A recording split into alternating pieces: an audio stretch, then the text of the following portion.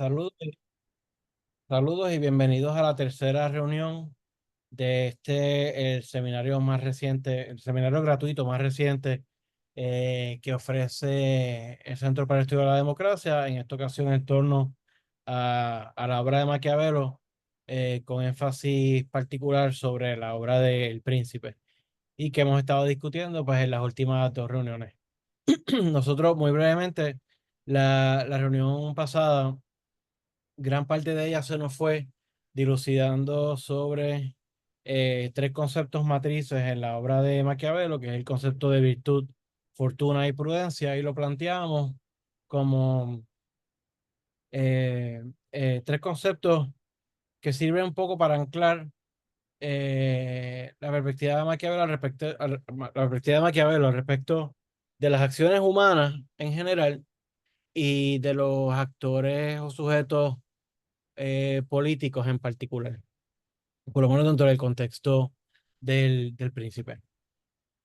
Luego de haber hecho eso, ¿verdad? Y le dimos, eh, digamos que ah, la particularidad o la peculiaridad de la interpretación que este servidor quiso promover sobre esos tres conceptos en la reunión anterior era, si fuéramos a irnos más conservador, pues fue presentar una versión o sea, como si Maquiavelo estuviera presentando una versión mundanizada de esos conceptos.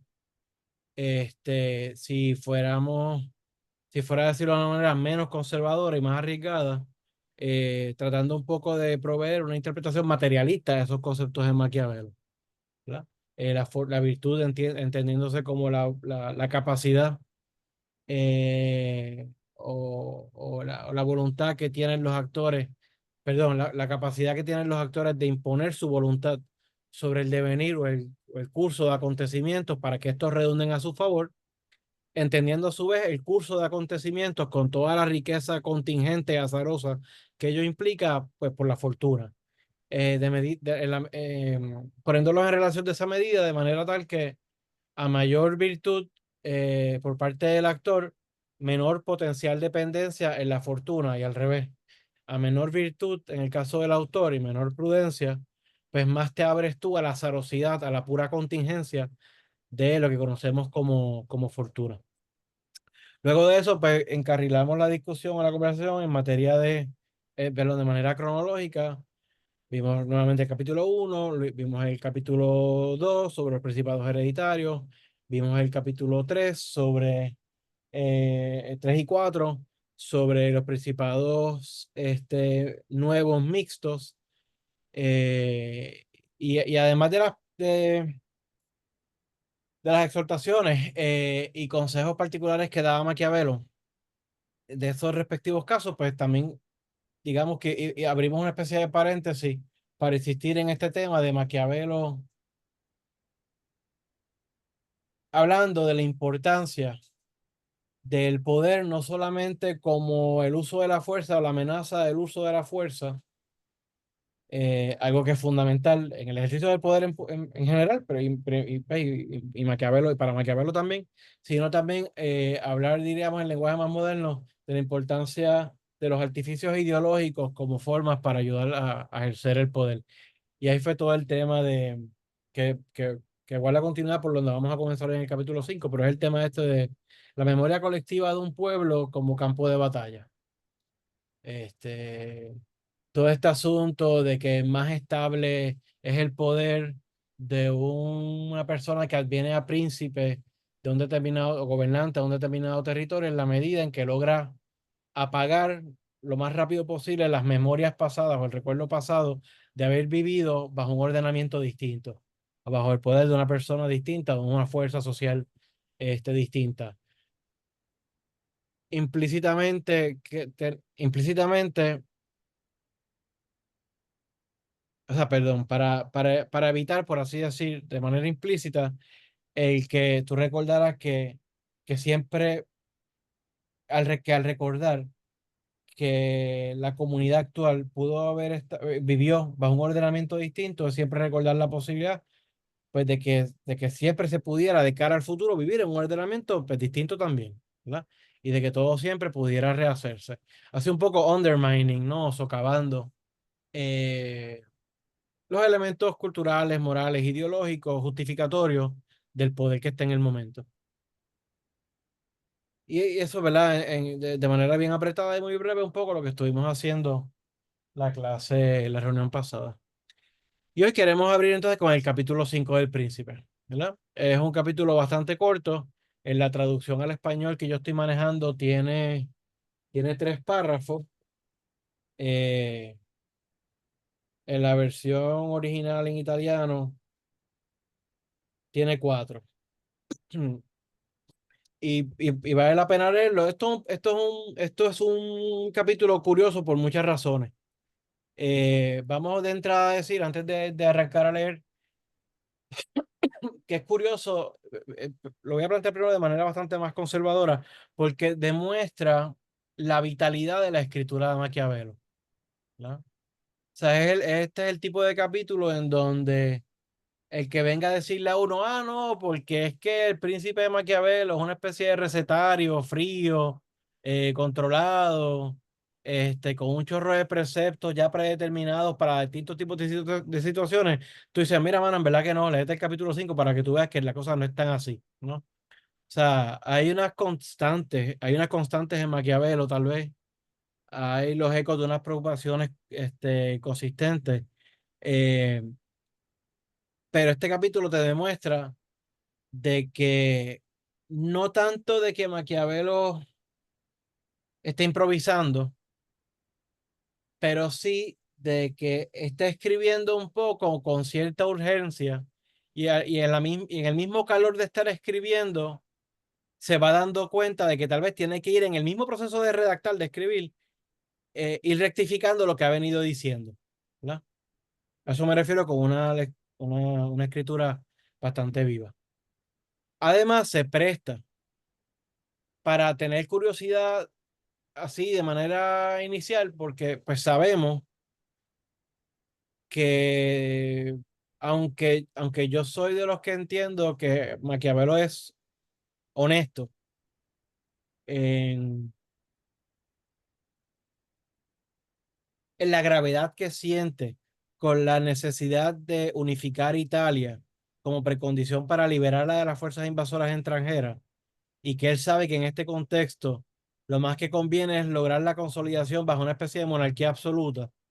Yo creo que Maquiavelo es honesto en eso. Amén de eso, Maquiavelo históricamente, eh, y lo manifiesta en cartas y lo manifiesta explícitamente en los discursos sobre Tito Livio, Maquiavelo abiertamente, explícitamente favorece el ordenamiento republicano, ¿verdad? O sea, lo que estoy diciendo es un poco Maquiavelo dice, bueno, dentro del contexto en el que nos encontramos, pues no nos queda de otra que empujar el carrito del principado centralizado, la monarquía absoluta centralizada, lo que fuera.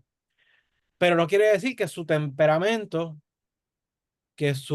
tal vez sus valores ético-políticos estaban pues con la causa republicana, ¿verdad? Y ahí uno se remite no solamente a su biografía, de su experiencia de casi 14 años trabajando activamente para una república, sino además que habla, o sea, le da vítores, habla de las bondades del ordenamiento republicano en los discursos, o sea, que el mismo Maquiavelo lo dice explícitamente. Este, en los discursos donde dice cosas, por ejemplo, que sonarían como que le pondrían los oídos a alguien como Platón sangrar, el Platón de la República, porque, ¿verdad? Maquiavelo llega a decir cosas como que en una república las decisiones tienden a ser más sabias porque el conocimiento agregado de los muchos o de la multitud, que es el concepto que él utiliza en los discursos, es superior a la gran sapiencia de los sabios, ¿no? O de los supuestos expertos o los grandes conocedores. Que hay pocos planteamientos tan antiplatónicos como ese. Este, pero bueno, y que por lo tanto, pues, ¿por qué recordar el afán republicano de Maquiavelo brinda para curiosidad en el capítulo 5? Porque este capítulo trata sobre qué debe hacer un no gobernante que se hace gobernante de una ciudad que antes había estado organizada de manera republicana, ¿verdad? Sí que para decirlo así, como diríamos en inglés, es un tema que parecería estar near and dear to his heart, ¿no? Porque es un tema que le apasiona en lo personal. Y leo y voy haciendo unas pausas de rigor. ¿Cómo han de ser gobernadas las ciudades o los principados que antes de su conquista se regían por leyes propias? Y dice así, primer párrafo, en la traducción está al español. Cuando los estados que se adquieren están acostumbrados, como se ha dicho, disculpen, recuerden que este capítulo se enmarca dentro del contexto de los principados nuevos mixtos. Cuando tú eres príncipe, adquieres una comarca nueva. En este caso, que había estado organizado como una república. Vuelvo de nuevo. Cuando los estados que se adquieren están acostumbrados, como se ha dicho, a vivir con sus leyes y y en libertad, hay tres modos de conservarlos. Primero, destruirlos, destruir la ciudad. Segundo, trasladar a ellos la residencia. Tercero, dejarlos gobernarse con sus propias leyes, mediante un tributo y organizando un gobierno de pocas personas que los mantengan adictos, porque creado este gobierno por el príncipe, sabe que no puede existir sin su amistad y su poder, y tiene que hacer todo lo posible por conservarlo. Y así, el medio mejor para mantener la dominación en una ciudad habituada a vivir libre es mediante sus ciudadanos.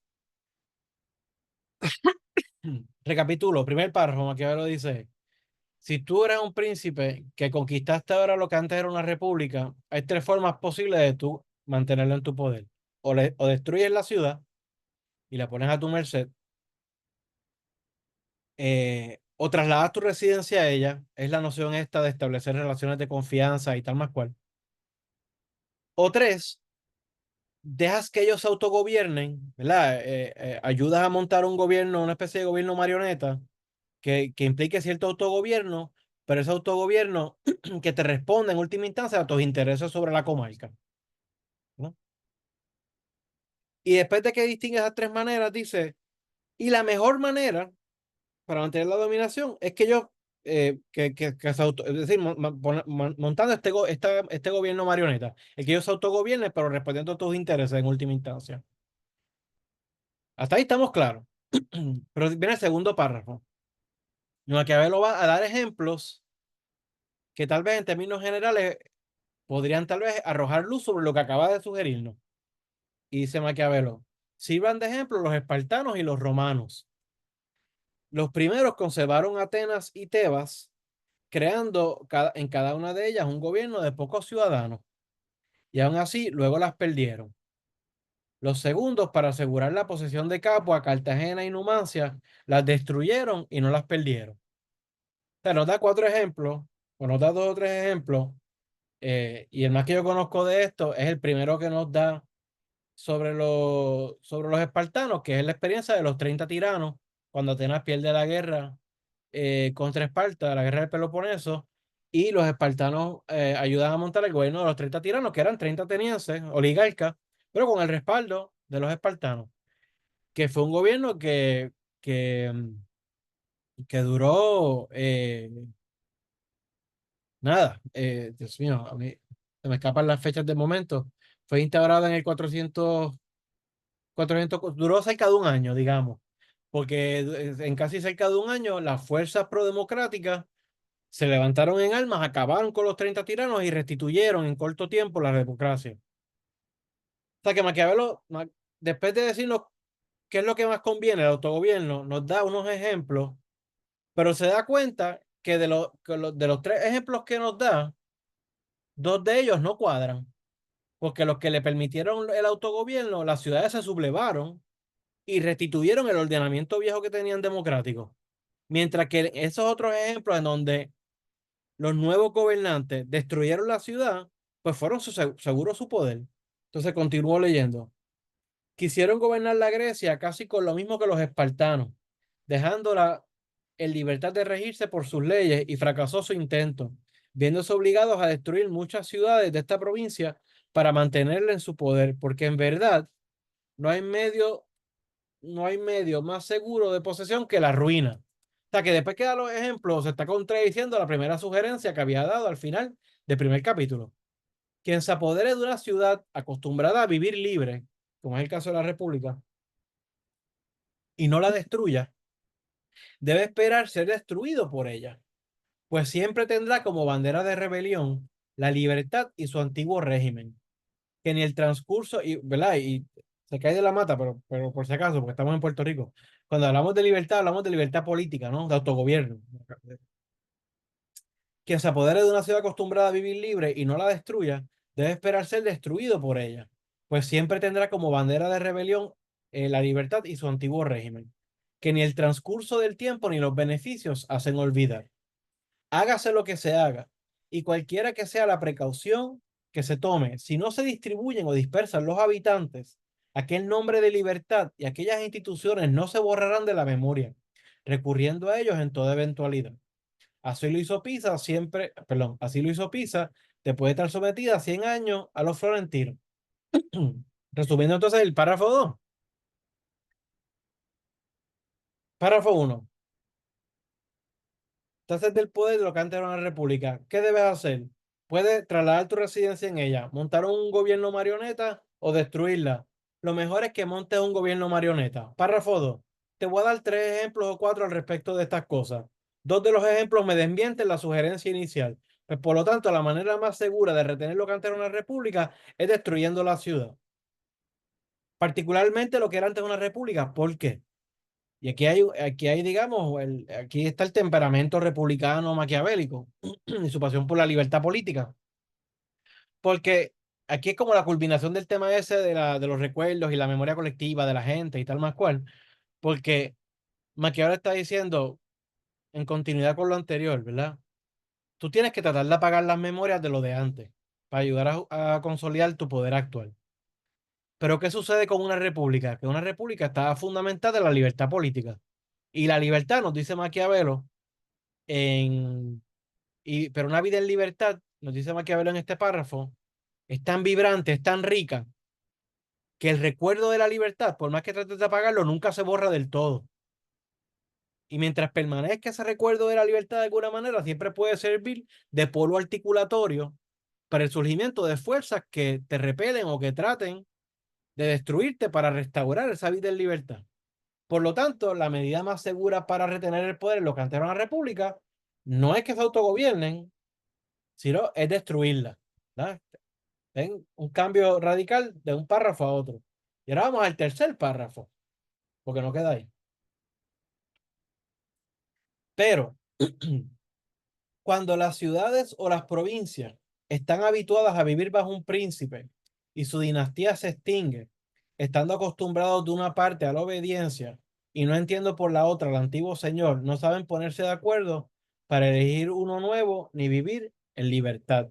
¿Verdad? Y, pequeña pausa. ¿Sabes? Esto es, Maquiavelo obviamente no habla en estos términos, pero esto es un tema que, para usar el lenguaje de la ciencia política americana de los 1950 en adelante, esto es un asunto de cultura política.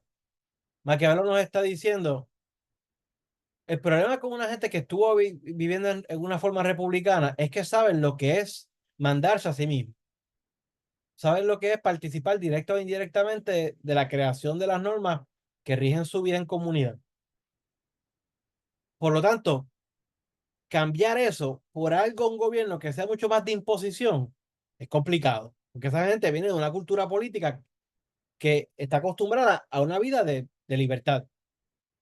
Mientras que, si al contrario, lo que tú estás conquistando era un principado distinto, donde pues tú estás cambiando, por así decir, la cabecilla del gobierno, pero la gente ya estaba acostumbrada a ser meros súbditos, no ciudadanos, pues lo mismo da una cabeza por otra, es decir, a rey muerto, rey puesto. Entonces, ¿verdad? O sea, se me permite la mención, o sea, piensen, por ejemplo, en las cartas de Jamaica de Simón Bolívar. Este, en las cartas de Jamaica de Simón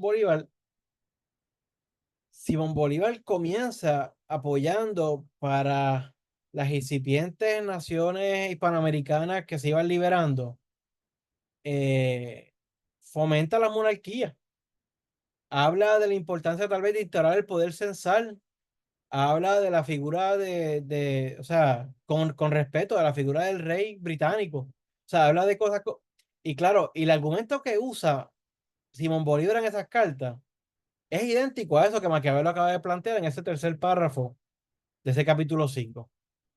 Porque Simón Bolívar te va a decir, no, nosotros quisiéramos repúblicas grandes, plenas de libertad, pero ¿qué pasa? Es que nosotros los latinoamericanos hemos estado viviendo bajo virreinatos y bajo el dominio del rey, bajo, ¿verdad? Estas formas serviles por tanto tiempo que difícil será acoger un ordenamiento mucho más democrático o republicano. Eh, cierro ese pequeño paréntesis. Es que sí, cierro ese pequeño paréntesis. Manuel, Sí, sí, Cristian. en, en términos de aclarar, ¿verdad? Un poquito los conceptos, cuando él, habían reinado donde habían ciudades que tenían cierto, yo creo que la terminología americana sería home rule, ¿verdad? Se rigen por sus gremios o por sus órdenes locales, pero siempre respondían a un rey o había un duque o algo por el estilo, ¿verdad? Que el término de libertad que está usando Maquiavelo, ¿cómo se distingue de esa realidad práctica que él probablemente observó en Francia y en Alemania, etcétera, cuando viajaba, donde tiene ciudades que tienen algún nivel de gobernanza local, pero no es lo mismo que el concepto de libertad que le está haciendo referencia cuando habla de la república que viven en libertad? Pues no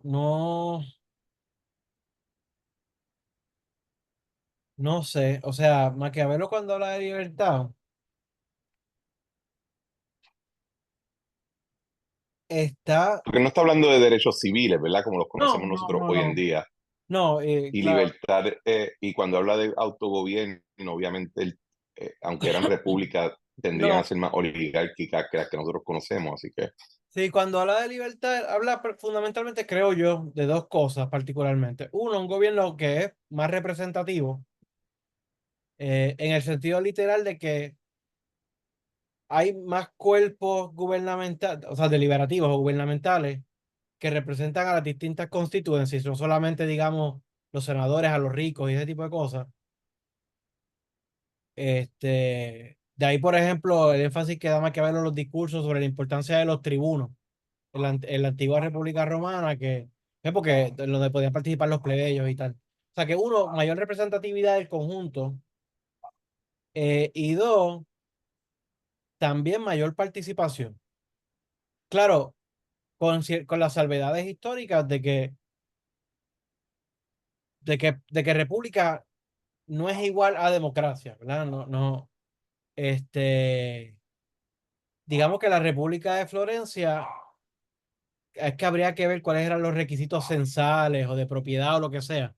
Pero digamos que en la República de Florencia habían cuerpos decisionales que eran por lotería y por rotación.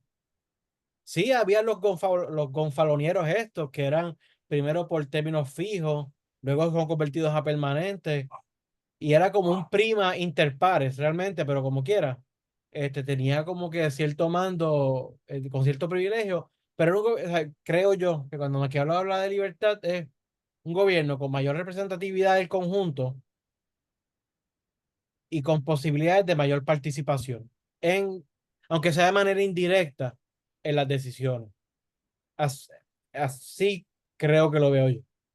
Haciendo, y y claro, él, y él, ata- y él ataría el concepto de libertad necesariamente a tener un ejército, porque él le dedica mucho tiempo a los ejércitos más adelante, ¿verdad? pues yo creo que sí, Eh, porque yo creo que sí, yo creo que sí. Porque entre los elementos que le da una comunidad libertad, ¿verdad? Digamos que el elemento de autocontrol que implica la autonomía, pues o sea, tú tener un ejército propio es tú no abrirte a la posibilidad de mayor riesgo acudiendo a un ejército auxiliar o ejército, perdón, mercenario. Así que sí. Voy a decir algo más, pero voy a permitir que Socorro intervenga al respecto de esto, ¿verdad, Socorro? Sí, porque cuando uno lo analiza, pues él creía que esa libertad que habla Cristian, ¿verdad? Como lo dice dentro de la libertad cívica, ¿verdad? Dentro de la república, pues él lo veía como algo fundamental para la estabilidad del Estado y la productividad del Estado, o sea, ambas cosas. Y que dentro de esa libertad se preserva mientras el gobierno permite que ciertos, ¿verdad?, ciudadanos tengan voz, puedan participar y así mantiene la estabilidad y la productividad dentro del concepto república que él entendía a este momento. Que no es que voten, pero que participen. ¿Ves? Sí, y A mí lo interesante de esta porción, especialmente cuando él habla de cómo en la República hay más vida, más odio, mayor deseo de venganza, el recuerdo de la antigua libertad, esta la atadura del concepto de libertad a oposición a otro, ¿verdad? ¿Qué hace una ciudad libre que puede estar en oposición a los intereses de otra o de un invasor, los bárbaros? Que da libertad interna, que una institución pueda oponerse a la otra. Eh, es, es una visión conflictiva de la libertad. yo no sé, o sea, francamente no sé, yo creo, o sea, sí, sí me queda claro, este, que aunque aquí hay un énfasis en una parte, en la libertad como autogobierno, pues claro, eh, un elemento del autogobierno es en última instancia la libertad que tiene nuestra comarca frente al riesgo de ser usurpada o invadida por un externo, ¿no? Eso sí me queda claro. Este,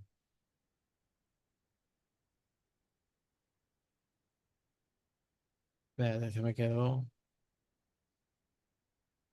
Lo que sí es importante es también insistir, ya recordé, al respecto como Cristian había hecho el comentario inicialmente, es que claro, esto en términos generales, porque yo creo que aquí hay alguna gente que hizo sus bachilleratos en política. Existe esta costumbre, bien del libro de texto general o una costumbre, mala o buena, una mala costumbre, pero de empezar, por ejemplo, las clases de teoría política moderna, como Maquiavelo. Usualmente como que se empieza leyendo a Maquiavelo y de ahí se pasa a Hobbes y de ahí se pasa a Locke y de ahí se pasa a Rousseau. Un poco también como la mala costumbre. Mira, literalmente este fue mi primer libro de pensamiento político. Comienza con Maquiavelo, va Hobbes, va eh, Locke y va el tracto que tú acabas de decir. eh, este, Como la mala costumbre también que hay de juntar bajo esta categoría en abstracto de the contract tradition, la tradición contractualista, y te meten a Hobbes, a Locke y a Rousseau, cuando que tres pensadores más En un radicalmente mismo bloque. opuestos entre ellos, ¿verdad? Exacto. Como que Sí. con el mínimo denominador común posible, que es el elemento del contrato, jugando un rol en su teoría. Pero en el caso de No, y Maquiavelo, empiezan con Machiavelli diciendo aquí empezó el modernismo. Justo antes de eso todo el mundo era un medieval. sí, y francamente, por lo menos, o sea, Maquiavelo está, por así decir, parado en dos aguas, ¿no? O sea, Maquiavelo obviamente o sea, está hablando en términos bien figurados, obviamente, ya Maquiavelo está mirando de cara al futuro y sabe que hay cosas que no hay vuelta atrás y que hay que apostar a ciertas cosas, aunque a uno en lo personal no le guste, ¿verdad? Porque como que, como que se da cuenta cuál es la dirección que están cogiendo las potencias mundiales, o sea, las potencias del momento, y están pasando unas cosas, ¿no? Por otro lado, pero bueno, eso, pero por otro lado, pero no. Maquiavelo todavía no participa de esta, digamos, esta mentalidad que le va haciendo espacio a este discurso de tal cosa como derechos o libertades fundamentales de los seres humanos, ¿verdad? Eso no está para nada presente en Maquiavelo. O sea, Maquiavelo en ese sentido es más antiguo que moderno. O sea, o sea, de nuevo, simplificando un poco, pero frente a la visión, tal vez, de nuevo, simplificando, frente a la visión atomista de la sociedad que eventualmente imperará a partir de la modernidad en adelante, Maquiavelo en ese sentido sigue compartiendo una noción mucho más organicista como los antiguos, de la importancia del conjunto sobre el uno que la primacía del uno que va a imperar en la época moderna con planteamientos posteriores. O sea que la noción de libertad de Maquiavelo, en ese sentido, sí es mucho más,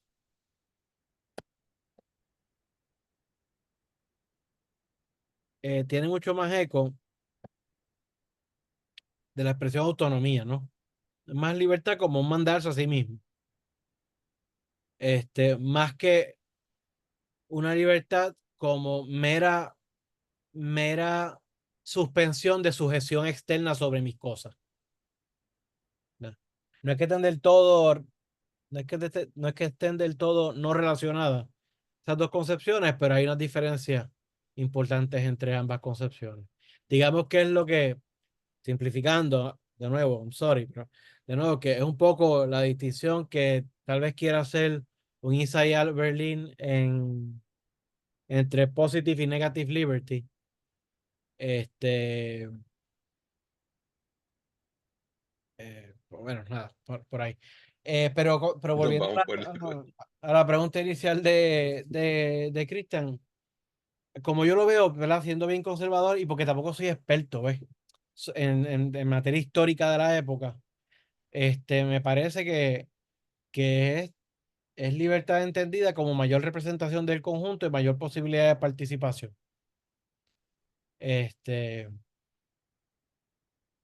Sí. Entonces termino ese último párrafo. Lo leo de nuevo rapidito. Pero cuando las ciudades o las provincias están habituadas a vivir bajo un príncipe y su dinastía se extingue, estando acostumbrados de una parte a la obediencia y no entiendo por la otra al antiguo señor, no saben ponerse de acuerdo para elegir uno nuevo ni vivir en libertad. De suerte que su misma lentitud en acudir a las armas facilita a cualquier príncipe conquistarlas y conservarlas en su poder. Pero en las repúblicas hay más vida, más odio, mayor deseo de venganza. ¿Verdad? Que tú puedes parafrasear eso para decir, pero en las repúblicas hay más vida y más vida. Porque en última instancia, el mayor odio y el mayor deseo de venganza no es otra cosa, una emanación de lo primero lexicalmente planteado, que es la vitalidad de la comunidad. Pero en las repúblicas hay más vida, más vida, más vida. El recuerdo de la antigua libertad atormenta constantemente su memoria de modo que el medio más seguro es destruirla o habitar en ella. Punto. Ok. Esa última oración, como termina funky, termina rara, termina mal. Si tú sigues la lógica del argumento, como va cambiando. Primer párrafo, hay tres medidas, sugiere el autogobierno del gobierno marioneta. Segundo párrafo, dio un ejemplo que contradice el consejo del primer párrafo, así que no, es mejor que destruir la ciudad y más aún una como una república, porque el recuerdo de la libertad les va a atormentar y van a hacer que lleven a cabo una insurrección. Se insiste sobre eso en el tercer párrafo, de manera tal que ese párrafo debería haber terminado, pero en las repúblicas hay más vida, más odio, mayor deseo de venganza. El recuerdo de la antigua libertad atormenta constantemente su memoria, de modo que el medio más seguro es destruirlas. Punto. Ahí tiene que haber acabado, si tú sigues la lógica del argumento, el párrafo. Maquiavelo, sin embargo, no lo acabáis. Añade o habitar en ellas. Y yo no voy a sacarle demasiada punta a eso que no sea decir pues, dos cosas. Hay algunos, y yo no soy uno de ellos, hay algunos que han planteado, voy a dar la ficha, la traducción al inglés de un Insurgent. libro que lo plantea. Hay algunos que han planteado que el príncipe está plagado de consejos malos dados adrede para meter en problemas a la figura del príncipe, aspirante a ser príncipe, y que la multitud, o que el pueblo, o que la gente, o que las fuerzas republicanas se puedan reponer, lo acaben y restauren alguna especie de ordenamiento republicano o de mayor libertad. O sea, hay esa lectura que se hace así, como que este es Maquiavelo, como Maquiavelo es un republicano confeso, ¿verdad? Eso no es un secreto. Pero como Maquiavelo es un republicano confeso, está tal vez escribiendo esto para un poco lamber un ojo, pero lamber ojo, pero a la misma vez para tratar de llevar a comunicar este consejo malo y poner en problema a los príncipes o los aspirantes a príncipes. Eso es yo encuentro que eso es demasiado 4D chess, pero hay Rousseau entendía que había, ¿verdad? Un elemento de que había una parodia o una revelación escondida en el texto en Rousseau, contra de los príncipes. Rousseau no argumentaría, o sea, Rousseau, perdón, Rousseau no argumenta la sutileza de esa interpretación. Y de hecho, y es una interpretación bien sexy, bien cautivadora. ¿Ah? Yo recomiendo Es la que lectura. él tuviera que haber presumido que lo iban a leer y que iba a ser súper influyente, Sí, sí, lo o sea, cual él no tenía ninguna razón para sí, pensarlo. sí, hay un montón de circunstancias, pero claro, recuerda que la interpretación la hacen a partir de una exégesis bien minuciosa de los textos y toda la vuelta. Y el ejercicio de hacer esta interpretación es bien interesante. Y tiene que haberlo hecho otra gente. Donde yo la leí de una manera bastante compelling es de este filósofo político italiano que murió el año pasado, hace 2 años, Antonio Negri, en el poder constituyente, que en inglés lo traducen como insurgencies. Este, que, by the way, es un excelente libro que te trata de dar un panorama a través de una interpretación a contrapelo distinta de las tradicionales de gran parte del pensamiento moderno. ¿Verdad? Te cubre a Bacon, te cubre a Maquiavelo, te cubre creo que a Hobbes, te cubre a Montesquieu, te cubre a unos cuantos pensadores. Importante. Pero bueno, pero sí, pero lo que dice Cristian es cierto. O sea, cuando Rousseau dice que El Príncipe es un gran libro de republicanos, se refiere a esto. Como que estos realmente son consejos escondidos que está dando Maquiavelo para aquellos que favorecen la causa republicana. Y si uno quisiera ir por ahí, vamos, si fuéramos a jugar el juego de hacer esa interpretación, pues hay algunos elementos materiales, como por ejemplo, pues Maquiavelo no lo escribe en latín, Maquiavelo lo escribe en el vernáculo, ¿verdad? Y tal vez muchos no saben leer y escribir tampoco el vernáculo, pero si algo hubiesen sabido leer y escribir la persona promedio, hubiera sido el vernáculo, no el latín. Dos, ¿por qué escribir para empezar, por qué escribir muchas de las cosas que escribe? Porque muchas de las cosas que escribe Maquiavelo, tú partes de la premisa de que alguien que ha vivido y se ha criado en un entorno del poder sabe muchas de estas cosas o debiera saberlas en términos generales. Tal vez no con la acuciosidad o con el buen juicio de Maquiavelo, pero debería tener una idea de estas cosas. Mientras que, ¿quién es precisamente el que no sabe de estas cosas?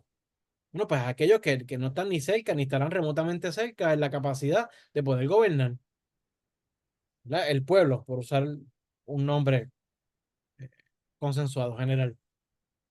O sea que hay unos elementos que ayudan desde afuera, no solamente textualmente, a matizar esa interpretación. Yo no la suscribo, este, yo no la suscribo porque es que porque es que creo que sería o sea, que sería self-defeating, sería autoderrotarse a sí mismo porque yo sí le creo a Maquiavelo. O sea, yo sí le creo el afán patriótico maquiavélico. O sea, yo sí le creo que él de verdad sabe que Italia está siendo despedazada desde sus entrañas y por fuerzas también extranjeras, y que si los italianos no se unifican, y echan para adelante, no hay futuro. Y yo realmente, o sea, yo le creo, digamos, a Maquiavelo en ese sentido. Y si ese es el norte, pues estar minando todo el tiempo el camino a un potencial aspirante a hacer eso, pues me parecería un sinsentido. Ahora, habiendo dicho eso, me escucho, ¿verdad? Me veo bien, me Sí, escucho. Sí, Habiendo, pero profesor, diciendo usted eso, hey, ¿verdad? Que Maquiavelo quería esa unificación de Italia versus todos los reinos que había y esa parte industrial de la parte norte y la parte más agrícola al sur, ¿verdad? Cuando uno lo estudia, ¿verdad? Socialmente, geográficamente, como Italia hay una diferencia entre todas las regiones, ¿verdad? A este tiempo. Pero entonces no tuvo un impacto al inmediato, porque no hasta 1850 que entonces Italia viene a unificarse. O hey, sea, que tarda unos cuantos siglos, quizás lo que ese pensamiento cala, quizás los italianos, o, ¿verdad?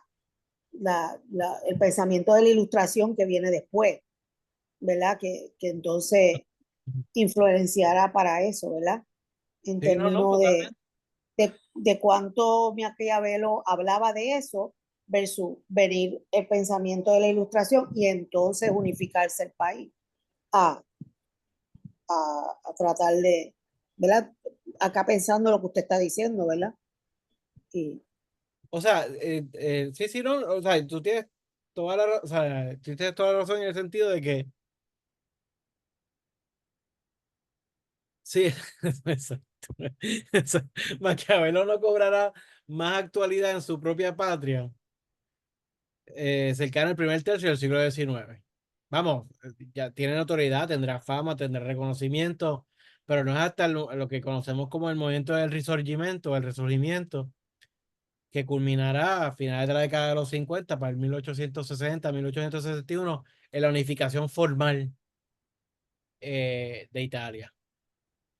Pero yo creo que Maquiavelo sabía que ese era el norte, ¿verdad? Eh, y digo, esto es hacer historia contrafactual, pero, pero pues, o sea, y tenía razón, o sea, en el sentido de que no se hubiese constituido lo que hoy día conocemos como la nación-estado dentro del contexto de la modernidad. Si tú no logras eliminar, ¿cómo es que le llama esta estudiosa? Eh, si tú no logras destruir la soberanía, no es el concepto que se usa conocido, pero la soberanía compartida o la soberanía esta, feudalizada, en donde tú tenías la figura del rey, pero tenías los grandes señores feudales campeando por su respeto y toda la vuelta, ¿no? Que pequeño paréntesis, ¿no? Eso es otra cosa interesante que, bueno, es un paréntesis más extenso, pero veramente lo digo rapidito y se puede en otra ocasión hablar. Como ha insistido en como insistió en su momento la estudiosa y teórica política marxista Ellen Miskin Woods, a veces la gente olvida que lo que nosotros asociamos como ese primer momento del desarrollo de los derechos civiles, este, la gente los asocia mirando desde el presente hacia atrás con agendas del liberalismo político o más arriesgadamente con agendas democráticas, pero muchos de esos reclamos, los orígenes históricos están en la reacción de la aristocracia feudal en contra del encroachment cada vez mayor por parte de los poderes del monarca, del rey. O sea, que no era en virtud de los pobres, no era en virtud de la gente promedio, eran estos tipos que estaban perdiendo poder ante la centralización de la figura del rey. Pero nada, cierro paréntesis para otra ocasión. Este, pero nada, pues vuelvo, que yo creo que la lectura esa de uno, que hay que forzar algunos elementos para tú insistir en una lectura consistente de que Maquiavelo está escribiendo esto para meter en problemas al rey o al príncipe o al gobernante. Y dos, que es contrario al espíritu del resto del texto y al afán ese último que manifiesta en el capítulo 26. Y no es la única ocasión o no es el único texto que podría leerse tal vez en esa clave. Pero irrespectivamente de que yo no suscriba, que suscribo o no, esa interpretación de que es un consejo malo dado a propósito, pues es una casualidad que en el texto donde trata sobre lo que antes era una república, sabiendo que Maquiavelo favorecía a la república, termina dando un consejo que parecería contradecir la fuerza del argumento de los dos párrafos que le preceden. Pero así es, ¿no? Sí termina. Y como todo gran texto en la historia del pensamiento, pues hay muchas veces tensiones si no contradicciones, al menos tensiones en estos textos que no tenemos por qué solucionar, ¿verdad? No tenemos que destensar, sino meramente alumbrar, decir, mira, aquí hay algo, aquí hay un punto, aquí hay una tensión, una posible contradicción y hacemos acopio de ella y pues la reconocemos. Y ahora los invito a que vayan al capítulo 8.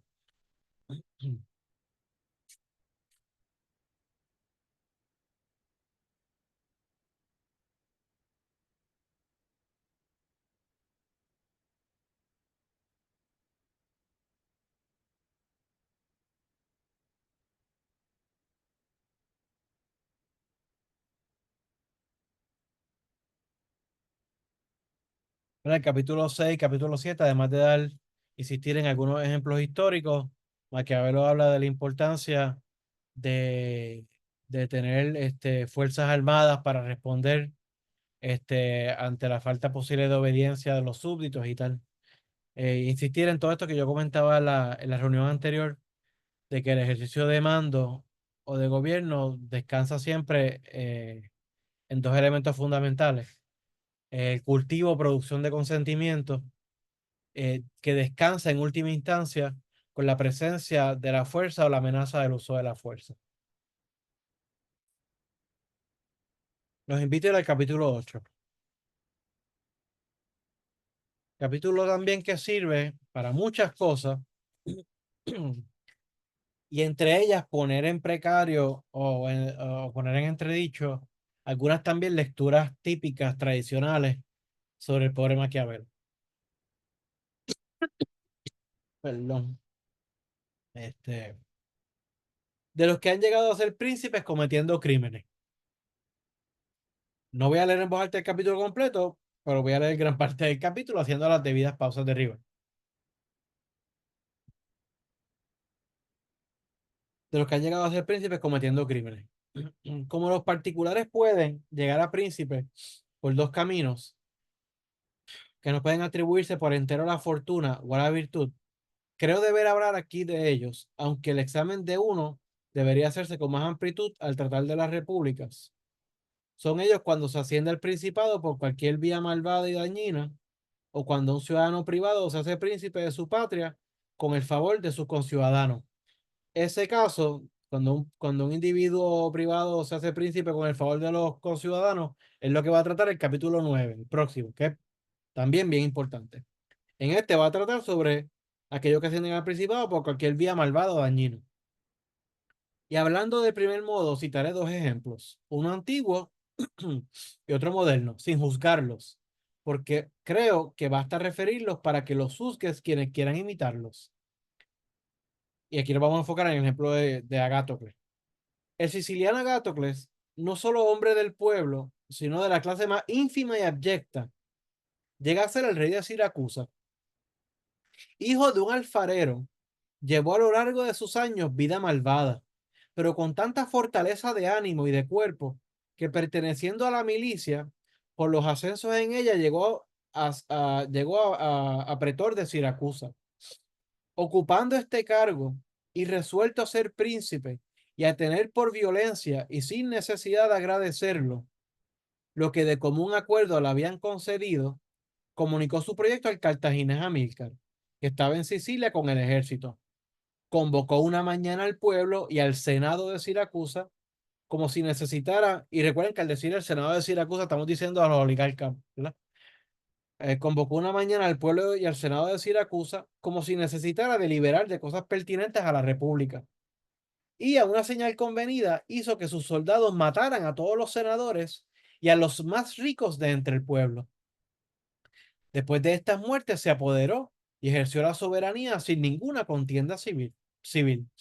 Y aunque los cartagineses le derrotaron 2 veces y por último le sitiaron, no solo pudo defender su ciudad, sino dejando parte del ejército para esta defensa llevar el resto a África, liberando en breve a Siracusa del asedio y poniendo a los de Cartago en gravísimo apuro, quienes al fin tuvieron que hacer la paz con Agátocle, contentándose con la posesión de África y dejándole la de Sicilia. Bien resumidas cuentas, Agátocle viene de las clases más abyectas de la ciudad, ¿verdad? Las clases más bajas de la ciudad.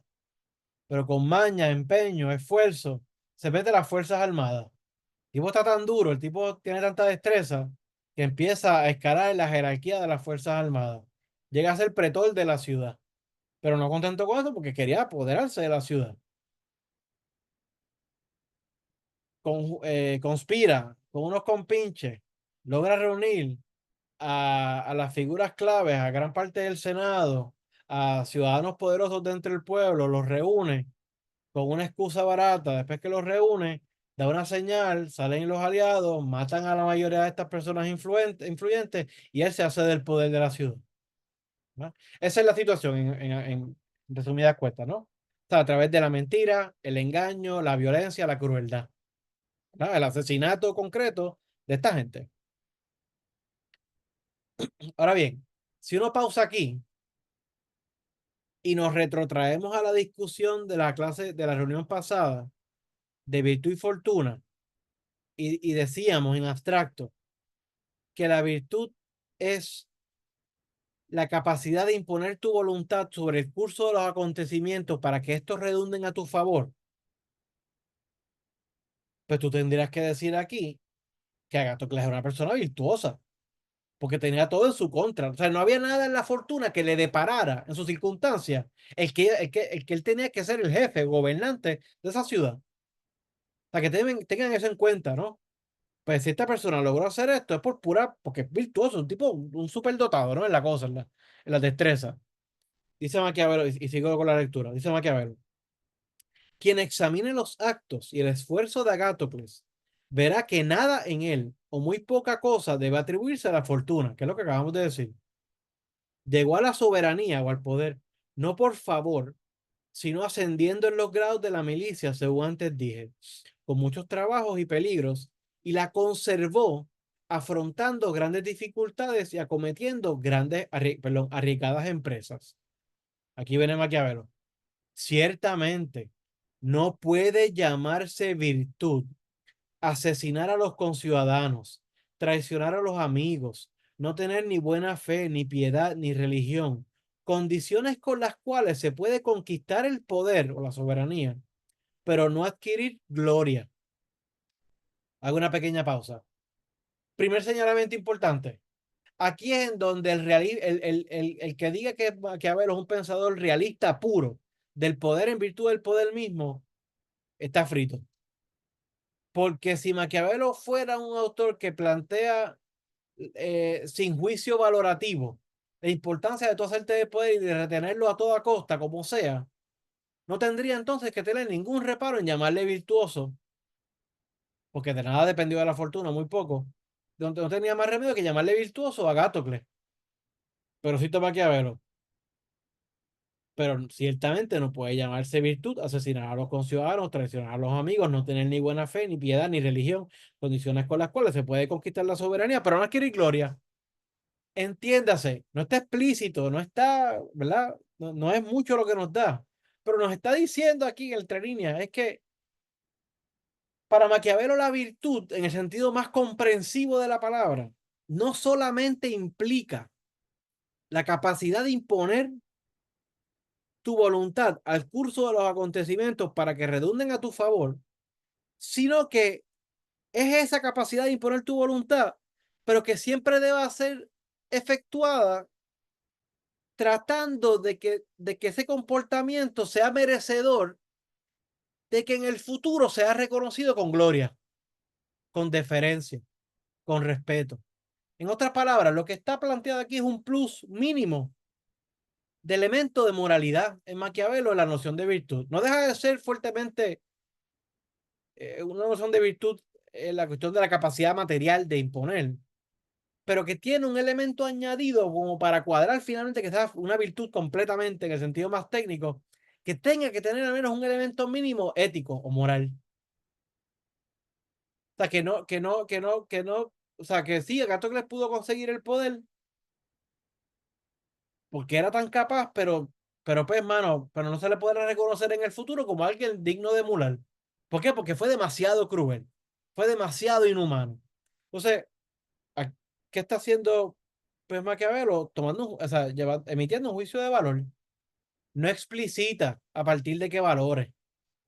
No plantea de manera detallada esa matriz a partir de la cual está juzgando. Pero hay un juicio de valor. Sí, vuelvo para rematar el punto. Si Maquiavelo fuera un pensador político de índole realista, de manera pura, pues no tenía por qué tener contemplaciones. Agatocles no dependió para nada de la fortuna, por lo tanto era virtuoso. Pero Maquiavelo no consiente llamarle de esa manera. Y miren si Maquiavelo tiene problemas en que las palabras no le dan, porque es que las palabras no le dan. Que miren como el mismo Maquiavelo en el mismo párrafo, vamos a ver ahora, usa la palabra virtud en dos sentidos. Palabra la virtud en sentido técnico, como estado hablando, y virtud en el sentido más llano, general, de decir mera destreza. Porque en esa primera oración que dejé leer, dice que no se le puede llamar virtud a todas las malas cosas malas que hizo, ¿verdad? Pero en la próxima oración dice, porque si se tiene en cuenta la virtud de Agatocles para entrar en los peligros y salir de ellos y su grandeza de ánimo, es decir, hay virtud en ese segundo sentido es mera destreza, capacidad. ¿Captan eso? O sea, A mí me confunde al final, más adelante, el penúltimo párrafo, donde yo leí un reversazo en cuanto a, a Agatocles, porque al final del día, lo último que habla de Agatocles es que él dice, los que emplean la primera, en términos de la crueldad, que es limitada, que es para un uso particular, que no se desemboca en una cadena de despotismo, pueden esperar que Dios y los hombres le perdonen como sucedió a Agatocles. ujú. Lo otro es imposible que se mantengan. Y eso lo ata al hecho de que él pudo preservar su soberanía, sus ciudadanos no conspiraron en su contra, y que todo eso fue, y que a causa de sus crueldades iniciales dio tranquilidad. Sí, Ahora, quizás se pueda estar diciendo, cool, pero no puede, como quiera, no puede ser considerado grande. No tiene majestuosidad en su reinado. Pero dice que Dios lo perdona, igual que los otros humanos, que es la parte que yo vi como un reversazo. sí, pudiera tal vez verse como un reversazo. Yo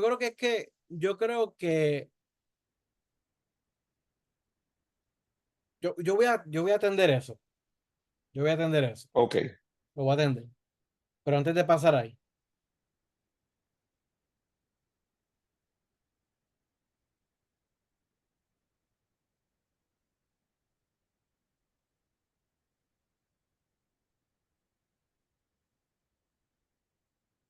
en el italiano original, es que quiero que tal requete seguro que se capta eso que estoy diciendo. O sea, porque aquí lo que está planteado es la confirmación.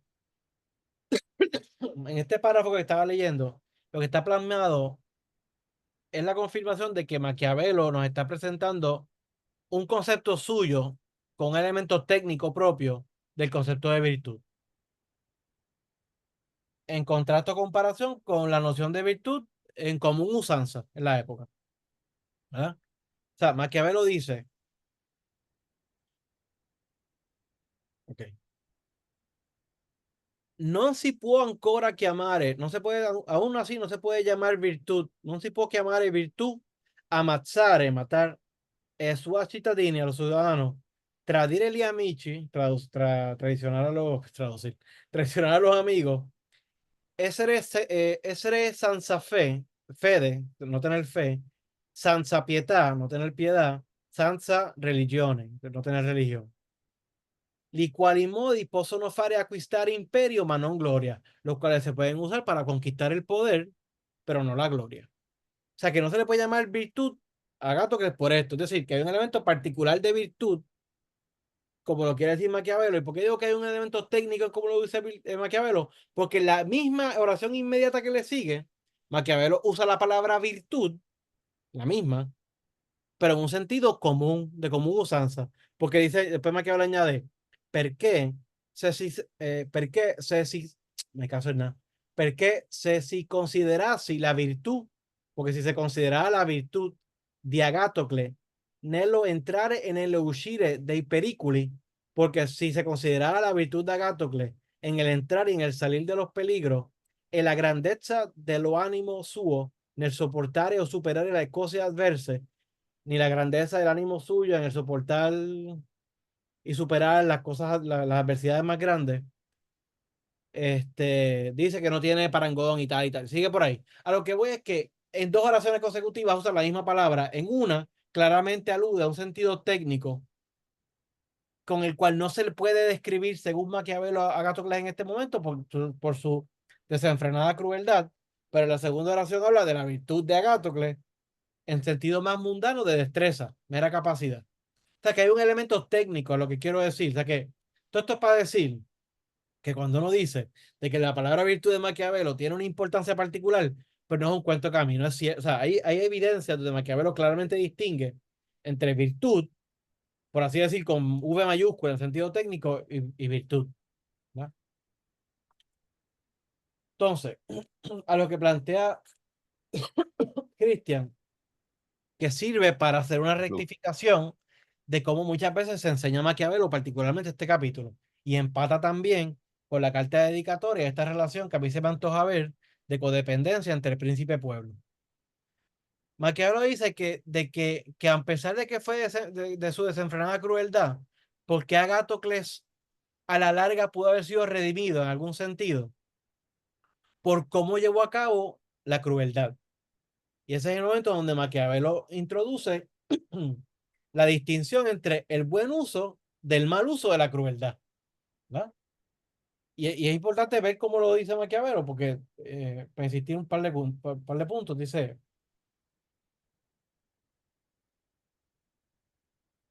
ok, credo que questo avvenga dalle crudeltà male usate o bene usate. Creo que esto tenga que ver con la crueldad mal utilizada o bien utilizada. Bien utilizada, bene usate, si possono chiamare quelle bien utilizada, se le puede llamar, y abre un paréntesis explícito, donde dice, se del male è licito dire bene. Si es que se le Lo que puede es malo en llamar sí mismo. a algo bueno que es malo. O sea, que Maquiavelo, aquí volvemos. Esto es para, estoy con esto poniendo en entredicho el realismo puro, ciego de Maquiavelo. Porque si no, no hay que hacer esta distinción. Maquiavelo está diciendo, voy a decir que hay tal cosa con un buen uso de la crueldad, pero un buen uso en el sentido de adecuado, no de bueno en el sentido moral. Porque la crueldad es algo que es malo en sí mismo y por lo tanto no cabe llamarle bueno en el sentido moral de la palabra. Y dice Maquiavelo. Se dice bien usada, si puede llamarse, pero lo interesante, por si acaso, mi gente, es que está abriendo un paréntesis para, para insistir sobre esto. O sea, estas son las sutilezas, digamos, que una lectura que lo que quisiera, digamos, es censurar a Maquiavelo, particularmente a partir de criterios morales, pues, pues, pues, no prestaría caso a estas cosas como esta. Pero Maquiavelo se toma el cuidado y la molestia abrió un paréntesis de insistir. Si se dice, si puede llamarse bueno a lo que es malo en sí mismo. Cuando se emplea de una sola vez por la necesidad de afianzar el poder y después no se repite, procurando que en cuanto sea posible se convierta lo hecho en utilidad del pueblo. Mal usada es la que, no teniendo gran importancia al principio, va después creciendo en vez de desaparecer. Los que emplean la primera pueden esperar que Dios y los hombres le perdonen, como sucedió a Gátocle. Los otros es imposible que se mantengan. como a mí me enseñaron la primera vez, por lo menos Maquiavelo, se insistía en que lo clave de la distinción entre una crueldad o la violencia bien utilizada de la mal utilizada radicaba estrictamente en una cuestión de temporalidad y necesidad. Como que la bien utilizada era aquella que por necesidad de hacerte del poder o de retener el poder, no tenías otra forma más que ser cruel o violento para poder retener el poder. Pero que tan pronto se esfumaran la contingencia que te obligó a ser violento o cruel, cesaras de serlo. Mientras que por otro lado, la mal utilizada es aquel que basa su poderío o su mando sobre el ejercicio continuo de la crueldad y de la violencia. Sin embargo, creo yo que igual o más énfasis hay que darle a la segunda característica que le añade Maquiavelo a la crueldad bien utilizada, que no es meramente que tú fuiste cruel por necesidad y brevemente y después dejaste de serlo, pero igual lo más importante, que después que dejaste de serlo, ¿qué fue lo que hiciste inmediatamente? Actuar de manera que beneficie al pueblo. Entonces, por ejemplo, si usted está leyendo la edición de la Yupi, la traducción de la Yupi, que es rica en detalle en materia, muchas veces en materia del aparato crítico al final de cada capítulo. A veces que el aparato crítico es más largo que los mismos capítulos. Pero si hay una nota de alcance, o alcance no es, si hay una nota al final del capítulo que vale la pena leerse, es esa, en ese momento. Pues cuando usted va entonces a esa nota al final del capítulo, que es la nota 3 Es la 8. es la 8 disculpen. Maquiavelo, perdón, el editor de la edición esta al español dice: el hecho de Agástocles que redundó en utilidad del pueblo y al que Maquiavelo alude es sin duda la redistribución de las tierras y la condonación de todas las deudas que el caudillo ordenó inmediatamente después de haber aniquilado a la clase poseedora en su golpe de estado del 317 antes de nuestra era o antes de Cristo. O sea que realmente lo que termina un poco redimiendo la actuación violenta inicial o cruel inicial de Agástocles es que termina actuando en virtud de este otro sujeto que llamamos pueblo. Porque y de hecho, porque es en última instancia también quien en la inmediatez o en la posteridad es el que va a emitir el juicio. O sea, ¿cómo lo recordarán? Pues serán aquellos sobre los que gobernó. Este, Que encaja con la frase de que Dios y los hombres lo perdonen. exacto, Pudo haber dicho Dios lo perdona. exacto. Sí, sí. Pero él hace un énfasis en que también los hombres, la sociedad, el pueblo lo va a perdonar. Que no sabemos exactamente si está acomodando a Dios por conveniencia o porque le da un espacio genuino, Maquiavelo, quiero decir. Podría ser otro debate, pero sí, de acuerdo. Y volvemos, En italiano habla de Dei y te digo,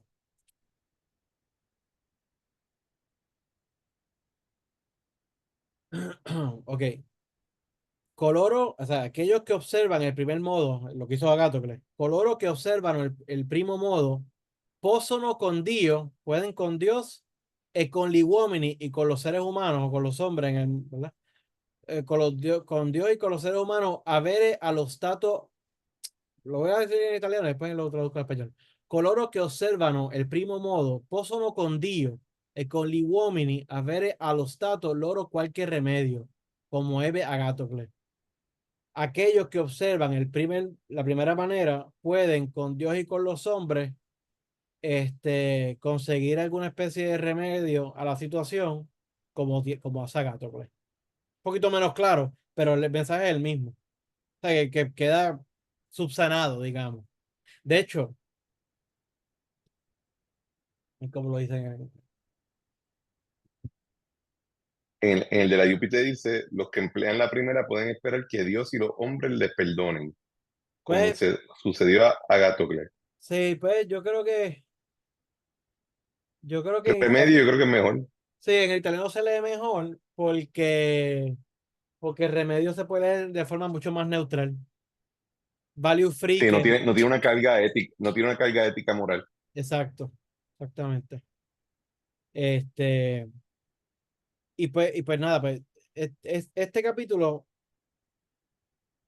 perdona, te respondí a aquella duda que tú tenías, Cristian, al respecto de este pasaje, ¿verdad?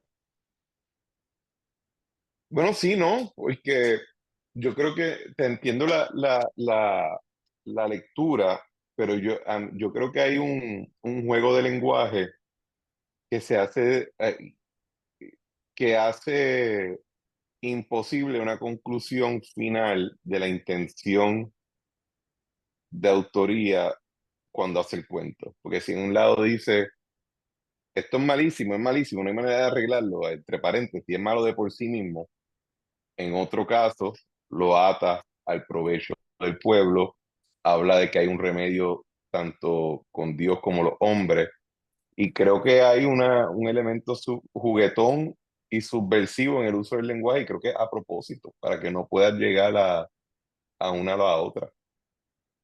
Pero como tú puedes decir que no es grande aquel hombre que trajo tranquilidad, paz, pudo salir a conquistar, a sacar los Cartagos, volvió, no tuvo ningún problema, se murió de viejo, encontró remedio de los hombres y después, cuando tú vas a la nota 8 que tú dices, y no solamente eso, limpió todas las deudas, pero él no es grande.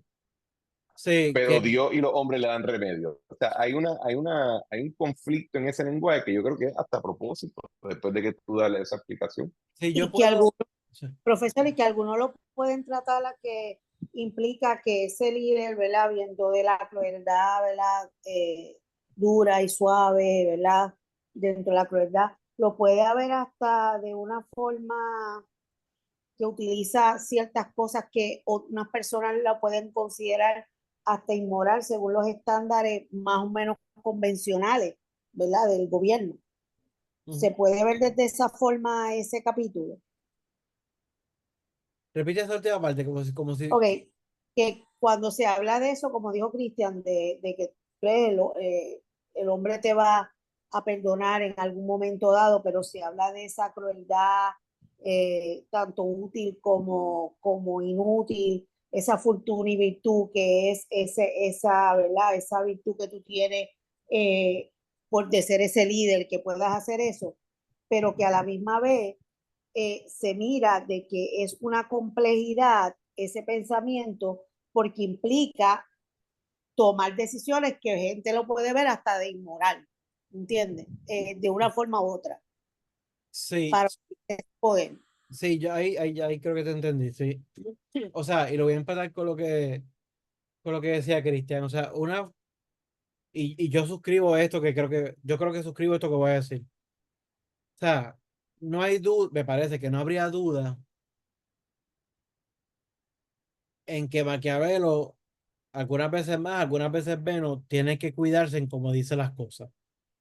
Por lo tanto, o sea, tomando lo que decía lo que comentaba Cristian sobre el pasaje y sobre el capítulo en general, Maquiavelo quiere decir tal vez que Agatocles es una persona importante, meritoria de ser reconocida, grandiosa, o sea, cuyas ejecutorias reflejan grandiosidad, pero no lo puede decir tal cual de la boca para afuera, sin mayor verbo florido, sin mayores de esto, porque le podría costar, ¿verdad? Y un poco para autocensurarse o llevar el mensaje, pero aderezarlo un poco para hacerlo más atractivo, por lo menos menos amenazante, tiene que curarse en salud como que, no, pero no se le puede llamar virtuoso, una persona que hace tal, tal, tal, tal, tal, pero para después insistir en reconocerle todos sus logros. O sea que a mí no me cabe duda de que en efecto no sería la única vez en el texto que Maquiavelo tiene un poco que cuidarse en cómo dice las cosas. Habiendo dicho eso, sigue en pie en mi interpretación, pero pues no acaba aquí, hay que juntarla a otros capítulos. Sigue en pie mi interpretación en que sí, porque Maquiavelo está haciendo unos reconocimientos que romperían o que son problemáticos desde la óptica de la moralidad cristiana que se profesa públicamente en el momento, pero no redunda en un realismo puro del poder por el poder mismo. Porque aquí lo que justifica y redime a Agástocles en última instancia, dejando a Dios de lado, es que tú haces las paces con tus constituyentes y tú les produces algún beneficio y algún bienestar material. Pero sí rompe con la moralidad tradicional. Pero no quiere decir que termina en cero moralidad. Lo que pasa es, y esto se ve, la tensión más bien, se ve más escenificada de cuando llegamos al capítulo 15. Porque todo esto también, entre otras cosas, esto va en camino a otras de mis hipótesis de lectura, cuando yo me acerco al príncipe, que es que Maquiavelo tiene en ciernes, aunque no lo diga, una distinción entre, mira, está la moralidad tradicional que suscribe todo el mundo de la boca para afuera, y esa moralidad para la política no sirve. Hay que pay lip service to it, no, hay que rendirle su pleitesía en público, como pues decir que Agatocles no es tan grandioso como realmente es, por ejemplo. Pero realmente en la práctica no, la realidad efectiva de las cosas no concede que tú estés aplicando, actuando siempre como diría la moralidad tradicional que todo el mundo dice profesar. ¿Quiere decir eso que cualquier cosa se vale? Pues no. Pero entonces habría que hablar de la posibilidad de una ética distinta que sí sea apta para la política. Y yo creo que la problematización de eso y el planteamiento de que hace falta eso sí está en el Príncipe de Maquiavelo y que cosas como estas tensiones que estamos viendo en el capítulo 8 son manifestaciones de ello. Porque si porque quisiera pensar, ¿verdad? Quisiera pensar que si Agástocles no condona las deudas ¿verdad? De la gente y, y de alguna manera mantiene su poderío a base de la, qué sé yo, de la pura amenaza y el miedo y la cosa, pues que Maquiavelo no le reconocería la grandeza, porque pues, este, Pero y en esa línea, Manuel, el problema de usar a Agatocles como ejemplo es el hecho de que viene de tan abajo. ujú, Eso es lo particularmente subversivo de ese ejemplo, que yo creo que es que lo que requiere tanta censura y ese. Porque cuando él dice, no fue que viene del pueblo, sino que viene de la clase más ínfima y abyecta, y que quien examine los actos y el esfuerzo de Agatocles verá que nada en él o muy poca cosa debe atribuirse la fortuna. O sea, nada. Él nace con cero favor, él es lo más bajo que hay, llega a lo más alto, da todo este provecho, pero con todo y eso no puede ser grande, porque hay el público que lo está no, y se limpió a toda la oligarquía, ¿verdad? Toda la nobleza. Si tú lo pones a él en un pedestal, en este momento, yo creo, tú estás es esencialmente justificando peligroso. revolución, Eso. ¿verdad? Que no es permisible en sus tiempos. Sí, y recuerda que sí, de acuerdo 100%, y esto en un contexto en donde, ¿verdad? A diferencia de la sensibilidad política nuestra, que está basada sobre una especie de sentido común que supuestamente valida, aunque sea de la boca para afuera, la cuestión democrática, pero particularmente en este contexto donde no hay ningún problema en tú conciliar en tu mente la figura del dictador con la causa popular, ¿verdad? Una cosa no está reñida con otra. Este, Así que sí, sí, de acuerdo. Y Maquiavelo no toma, y Maquiavelo insiste, por lo menos en dos ocasiones, en como que a lo que se limpió fue a los más ricos, de los más ricos. Como que, A la nobleza, se limpió a todos los nobles, tú sabes. a todo el mundo que fuera, a todo el mundo que la fortuna le había dado algo bueno, él se lo limpió. Que sí, que está. Sí, sí. A mí me encanta este capítulo. Por la riqueza que tiene, por todo esto, por todo esto, ¿no? Miren, si nadie más tiene comentarios o preguntas por hoy, vamos a dejar el capítulo hasta la sesión hasta aquí. Sí, sí les voy a pedir, yo voy a pasar bastante, voy a mencionar meramente bien de pasada la cuestión de los ejércitos. Tal vez hacer algún planteamiento de sustancia, pero voy a pasarlo bastante de pasada. Si alguien tiene dudas, preguntas, comentarios, señalamientos que hacer sobre lo que está presente del capítulo 10 al capítulo 14, pues que las haga. Pero voy a tratar de enfocarme en la próxima reunión en el capítulo 9 y de ahí en el capítulo 15, ¿no? El puente entre ellos, pues haremos algunos comentarios sobre los ejércitos y tal, el arte de la guerra, pero porque si no, ¿verdad? Que es la tentación mía de siempre, pues si no podemos estar así, pero pues como pueden ver, muchas veces estos capítulos son tan ricos que uno se le va 1 hora y media en un capítulo de 4 párrafos o 3 párrafos, lo que fuera, ¿no? Este, Así que nada, mi recomendación sigue siendo, de cara a la próxima reunión, lean todo lo más que puedan, leanlo completo ya. Pero que sepan que con cierto ahínco voy a discutir el capítulo 9 porque ahí es el capítulo donde el pueblo nuevamente cobra protagonismo. Capítulo 9, capítulo 15, capítulo 9, capítulo 15 y después lo que nos dé de tiempo, terminar de cubrir. Eh, entonces, pues nada, voy a ir a tomar la foto de rigor y después que tome la foto de rigor, hago unos últimos recordatorios y paro la grabación.